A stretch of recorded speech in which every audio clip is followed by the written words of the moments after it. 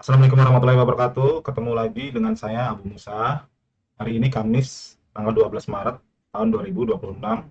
Pada pagi hari pukul 7:30 waktu Indonesia bagian Barat di bulan Ramadan. Pada pagi ini kita telah memasuki 9 hari terakhir di bulan Ramadan. Pembahasan ini merupakan kelanjutan dari kajian sebelumnya mengenai kata takwa. Kali ini saya akan menyampaikan sebuah kajian dengan menggunakan pendekatan linguistik bahasa Arab, khususnya melalui analisis wazan tak dalam kata takwa. Dalam ilmu bahasa Arab, wazan atau pola kata merupakan struktur morfologis yang menunjukkan bagaimana suatu kata dibentuk dari kata dasar melalui penambahan huruf tertentu. Salah satu bentuk penambahan huruf yang cukup penting adalah awalan huruf ta pada sebuah kata kerja. Secara umum, penambahan huruf ta di awal sebuah kata kerja itu dapat menunjukkan perubahan makna yang lebih luas. Antara lain, yang pertama refleksif, yaitu tindakan yang kembali kepada pelakunya sendiri. Yang kedua intransitif, yaitu tindakan yang tidak memerlukan objek. Yang ketiga saling melakukan, yang dapat dimaknai sebagai tindakan yang melibatkan hubungan sosial antara kedua belah pihak. Adapun bentuk wazan yang menggunakan awalan ta beserta maknanya, yaitu yang pertama wazan tafa'ala tanpa alif. Wazan ini menunjukkan bahwa dampak dari suatu perbuatan kembali kepada subjek yang melakukan atau disebut refleksif. Misalnya contohnya itu allama, mengajar, ditambahkan huruf ta di depannya menjadi ta'allama, belajar, atau refleksif, mengajari dirinya sendiri. Yang selanjutnya intensif atau bertahap. Makna lain dari wazan ini adalah melakukan suatu tindakan secara bertahap, intensif, atau dengan bersungguh-sungguh. Contohnya jamaah, mengumpulkan. Ditambahkan huruf ta di depan menjadi tajamma'a, berkumpul atau bersama-sama. Yang kedua, wazan tafa'ala dengan alif. Itu saling melakukan atau timbal balik, resiprokal. Wazan ini menunjukkan bahwa tindakan dilakukan oleh kedua belah pihak secara timbal balik. Contohnya amala dengan alif ya. Amala, melakukan atau berbuat. Ditambahi huruf ta di depan menjadi ta'amala, saling berbuat atau saling melakukan.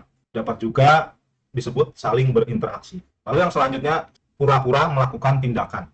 Dalam beberapa penggunaan, wazan ini juga dapat menunjukkan tindakan yang dilakukan secara berpura-pura. Contohnya, nama, itu pakai alif ya, nama, tidur. Ditambahkan huruf ta di depan menjadi tanawama, berpura-pura tidur. Secara umum, awalan huruf ta pada kata kerja yang mengalami penambahan huruf memberikan nuansa makna sebagai berikut ini. Yang pertama, saling melakukan antara kedua belah pihak. Maknanya adalah sosial atau interaksi. Yang kedua, melakukan sendiri atau disebut refleksif, yaitu tindakan yang kembali kepada diri pelaku. Sekarang kita masuk ke kata takwa. Kata takwa berasal dari akar kata Arab yang kemarin sudah saya bahas, waqo, yaqi, wiqoyah, yang memiliki makna dasar yaitu menjaga, melindungi, atau memelihara. Secara ringkas bisa disebut demikian. Kata ini kemudian mengikuti pola ifta'ala tanpa alif sehingga terbentuk ittaqo yattaqi. Dalam pola tersebut terdapat huruf tambahan ta di depannya yang memberikan nuansa makna berupa kesungguhan, usaha yang sadar, partisipasi diri atau mutawa'ah dalam menjaga diri dari hal-hal yang membahayakan.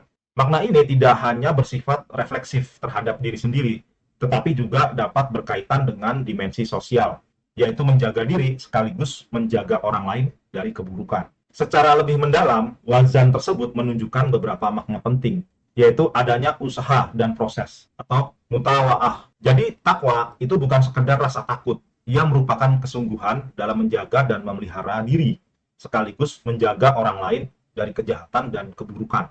Huruf ta dalam kata takwa menunjukkan bahwa ittaqo atau bertakwa lebih menekankan pada tindakan yang nyata atau real. Dengan kata lain, takwa bukan hanya sekedar rasa takut yang berada dalam pikiran, tetapi harus diwujudkan dalam perilaku nyata dalam kehidupan sehari-hari. Akar kata aslinya adalah waqo, yang berarti menjaga. Penambahan huruf ta memperluas maknanya sehingga menjadi lebih dalam dan komprehensif. Sebagaimana dalam kajian sebelumnya, konsep takwa dapat dipahami melalui berbagai contoh dalam kehidupan sehari-hari. Misalnya dalam keselamatan berkendara yang kemarin telah saya bahas, yaitu menggunakan helm dan berhati-hati di jalan. Tindakan tersebut dapat dipahami sebagai bentuk takwa karena merupakan usaha menjaga diri dari bahaya. Demikian pula dalam menjaga pola hidup yang sehat, misalnya dengan melakukan berbagai tindakan preventif sebagai bentuk pencegahan. Contoh lainnya dapat dilihat dalam berbagai bidang, misalnya bidang sosial.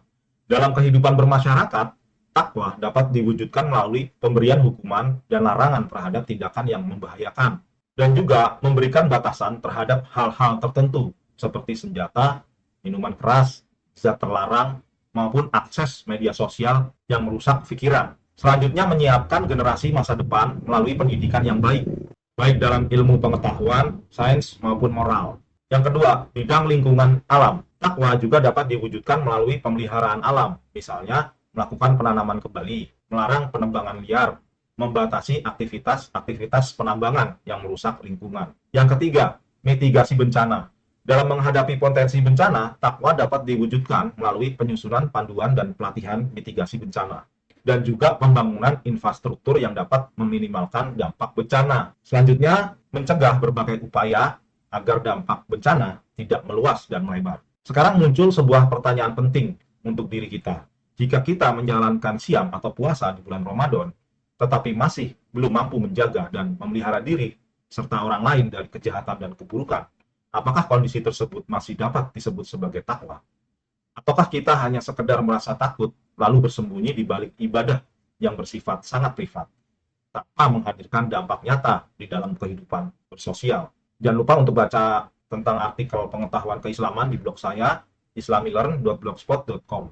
Saya Abu Musa, sampai bertemu lagi di kajian-kajian berikutnya. Assalamualaikum warahmatullahi wabarakatuh.